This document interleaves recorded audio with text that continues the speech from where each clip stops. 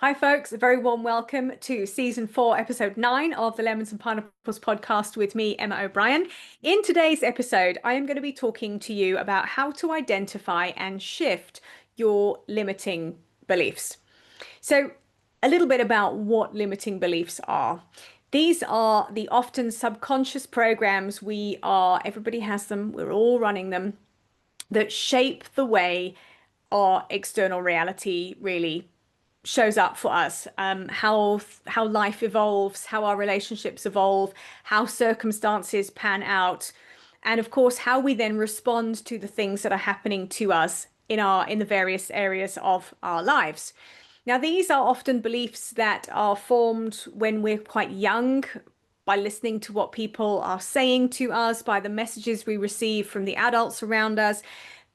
They're beliefs that come from the attachment styles with our parents and caregivers. They're things that can come from a flippant comment that somebody says when you're 5 and you just embody that because we're like little sponges when we're small. And they're all of the pieces of information, the phraseology, the things we're told, the modeling we have, the way we see other people show up. If you're a woman, a lot of your limiting beliefs are going to come from the way you've seen gender roles play out in your own family, in other people's family, in environments around you. All of these things that happen around us and the things that are said to us shape the way we see the world. They shape the way we perceive the world, and they shape the way we see and perceive ourselves, which is really where the deep work happens when we're talking about shifting limiting beliefs.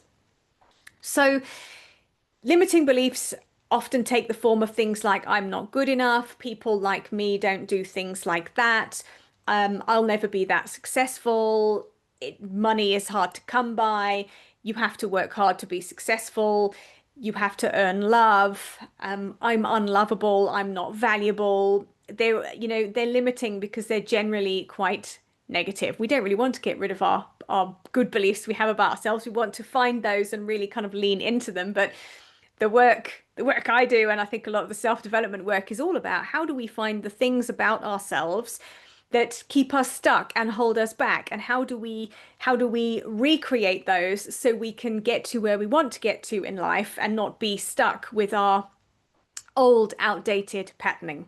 The other place that limiting beliefs can come from is from intergenerational stuff. So you may well have heard the phrase intergenerational trauma, which I'm going to be talking about in the next episode. And really, I think it's intergenerational patterning is probably a better way to phrase it in this context of what what belief systems are passed down through family lines. And some of this will be genetic stuff that comes down.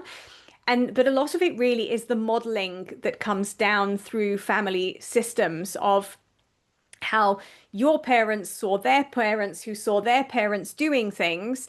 And often this comes down with things like, this is the way it's always been because this is the way it's always been done. And until these beliefs are challenged, the way it's always been done is the way it always shows up, even if it's unhelpful and even if it leads to dysfunction and being stuck and not getting the results that we want to get. So, how do we go about identifying these limiting beliefs? Now, if I was to ask you, you can probably share a few of them with me already. There will probably be some beliefs you have that pertain to your worth, your ability, perhaps some that are the way you look, the way your body is, the way you behave, your thinking patterns, all of those things. You'll be able to tell me probably some quite overarching ones. I'm not good enough is it's a very overarching limiting belief. There's often far more nuanced ones underneath that, but that is a limiting belief that I think many of us can relate to, either thinking at some point in time, or maybe it is something that's running the show all the time. So there are a few ways to really kind of, you can identify them by actually just having a think about what's the general really recurring theme in my inner chatter. So if you start to listen to your inner chatter, you will probably be able to identify some of the phrases that come up quite often for you. The other thing is to start to look at what actually triggers you. So situations that trigger you, other people that trigger you, are an invitation to have a little look at, why have I been triggered here? What has that triggered in me? And what is perhaps the phrase or belief or statement that I am telling myself in response to what this other person has done, or what this particular circumstance that's shown up, what's happened, what's happened there. A really interesting one is, or this always happens to me. Things always go wrong for me. Nothing ever works out for me is a limiting belief. Maybe that's in your arsenal of limiting beliefs as well. And once we've identified them, sometimes just the process of writing them down and being able to go, oh, wow, okay, didn't realize that was running the show. You can write them down and you can start to actually observe and reflect on, how is this showing up for me? Because when we have a belief about something, our brains are wired to find evidence to support that belief. So if you have a belief that I'm not good enough, for example, you will constantly be looking for all the reasons that you aren't good enough. So anytime somebody gives you what you might perceive to be negative feedback, even if it's not, it will reinforce it. Oh, see, I'm not good enough. That person doesn't think I'm good enough. If we come to that, oh, bad things always happen to me. Every time you go out for dinner and maybe your order is brought to you and it's wrong. Ah, see, nothing, things always happen to me. This always happens to me.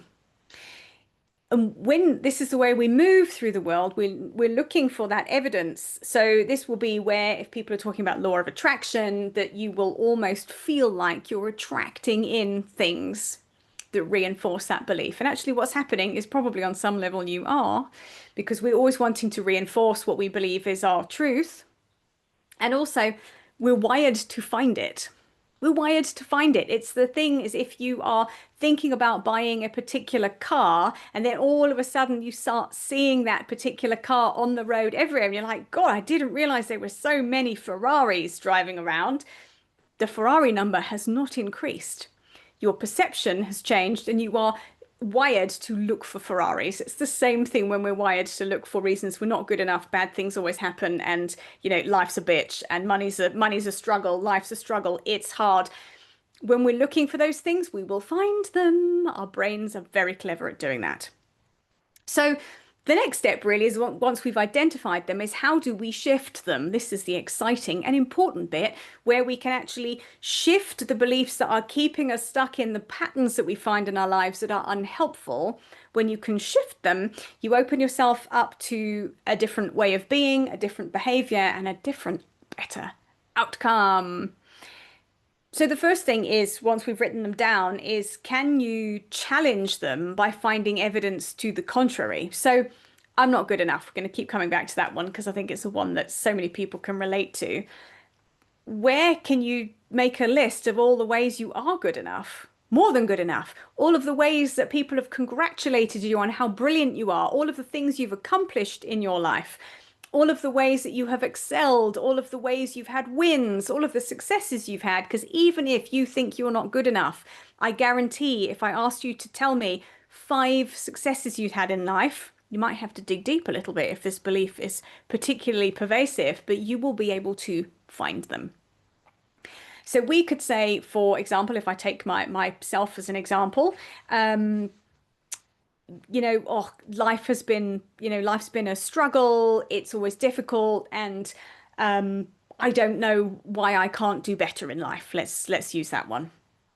Well, if I look back at all of the things I've done some quite big things. I've had 2 successful businesses. I've been self-employed for 20 odd years and not had to go and get a job, although it's come close a few times, but I haven't had to do that. I've managed to be self-sufficient. I've moved continents. I have been divorced and remarried. I have successfully navigated lots of big changes in my life. I'm actually really quite capable. So even when the going gets a bit tough, which sometimes it does, I've always come out the other side of it. So I'm pretty capable at doing that. So it's finding evidence of why things have panned out well, things you've done well, big achievements you've had. If you can start to find the opposite of the belief you're carrying, you can start to challenge how actually accurate that belief really is. So that's step number one. There is another thing that I do with coaching clients, which is thought work. So this is the work of Byron Katie. It's called The Work, and it's a series of 4 questions that you work through in order to turn the belief that you've got around. Now, it is amazingly easy to shift even quite big beliefs in quite a short period of time using this methodology of just literally challenging them and then looking at, okay, if I believe the opposite of the limiting belief I've got, I'm not good enough, I am good enough. How am I going to show up for myself differently this week, believing I am good enough rather than I'm not good enough?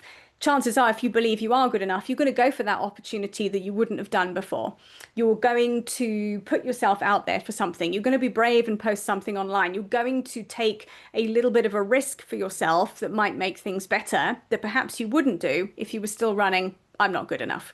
So it's quite simple work. It's powerful, but it's quite deep work to be doing. The other thing that I have started to do with belief work as well is some energetic shamanic work on deep-seated beliefs. Often we can know we're stuck with a pattern that keeps showing up. We can intellectualize all of the things about it, but sometimes these things just don't shift. And that's where the intergenerational work can come in, because sometimes we're carrying around things that aren't ours.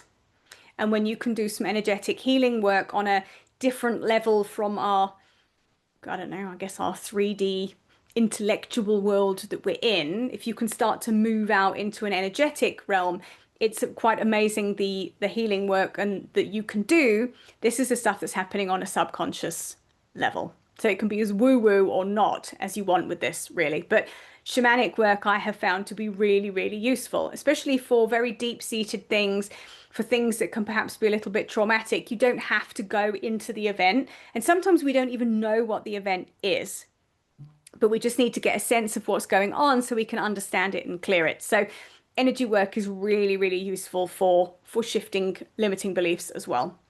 And when we've done the work to shift things, I think I'm going to be so bold as to say the most important step is integrating the shifts. So you don't slip back into the old habits and patterns and behaviors that have been formed and that you've been doing probably for a lifetime, thanks to the beliefs you hold. So it's noticing when, if we're talking about the I'm not good enough belief and you've switched it to I am good enough, and there's an opportunity to apply for a job that your old self who's saying I'm not good enough would go, I'm not good enough, so I'm not even going to bother to apply.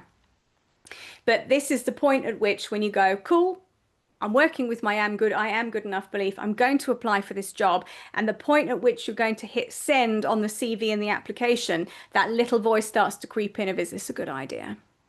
And it's having the self-awareness to go, okay, I recognize you, the I'm not good enough belief. I recognize you creeping back in, but I'm not going to allow you to run the show anymore, and we're going to do things differently now.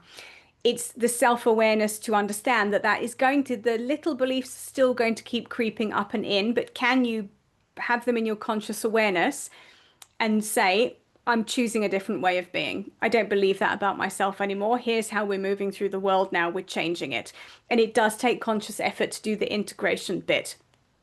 A lot of people get to the belief work, to get to the shifting work, they get to going to see the shaman, they get to do the coaching session. But unless you consciously use what's happened and integrate it and consciously choose a new way of behaving, nothing changes. So the integration is so important. Can I take what I've learned? Can I take what I've shifted? Can I trust that it's shifted? And can I move forwards in a different way? This is amazing work. I am very, very confident that most people are being held back in life because of something they believe about themselves, which may or may not be theirs. It'll be outdated, it'll be unhelpful. And when you can do the work to change those belief systems, your reality changes because you move through the world differently, more intentionally, and more successfully, whatever, so whatever your version of success is in this capacity, you behave differently when you aren't walking around with a belief that keeps you stuck in an old behavior pattern. So if you want to know more about this, you can go right ahead in the show notes and you can book a breakthrough coaching session with me. This is a 75-minute session where I will help you uncover the biggest block that is holding you back right now, and we will shift it.